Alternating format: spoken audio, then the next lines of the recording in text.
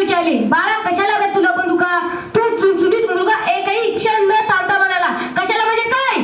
आपणच हिंदुस्थान राजा बळकाव बसलेला इंग्रजांना मारायला माझे बाबा न काका ते इंग्रजांच्या विरुद्ध सभेत बोलले गेले म्हणून मागे त्यांनी त्या दोघांना तुरुंगात टाकले गेले. फार फार वाईट आहे ते इंग्रज. हाच तो सदा भगतसिंग ज्याने आपले सहकारी क्रांतिकारक मित्र शिवराम, राजगुरू, सुखदेव आदींच्या साहाय्याने इंग्रजांचे धाबे तणावून सोडले आणि अखेर आत्मबलिदान करून भारतीयाच्या हृदयात अढळ स्थान प्राप्त करून घेतले. तसे बहुतेक तरुण दारसाची कृत्य करायला सरावलेले होते.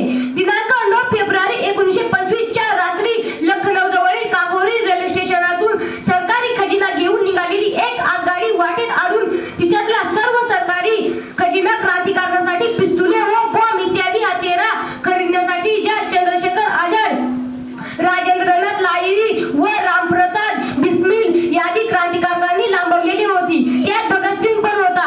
सुखदेव हा भगतसिंगाच्या कॉलेज पासूनचा देशप्रेमाने झपाटलेला मित्र होता आणि अशा विद्यापीठावर संस्कृतीचा अभ्यास करीत असलेल्या पण मनात देशाच्या स्वातंत्र्याखेरीज दुसरा कसलाही ध्यास नसलेला शिवराम, राजगुरू हा तर क्रांतिकारकांच्या संघटनेत शिरल्यापासून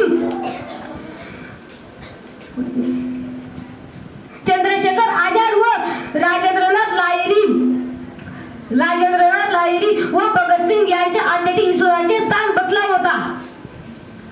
भगतसिंगाची क्रांतिकारकांची माझे मतभेद असले तरी त्यांचा शौर्य व त्याबाबतचा मला आदरच आहे. ज्यावेळी या ठिकाणी फाशी झाली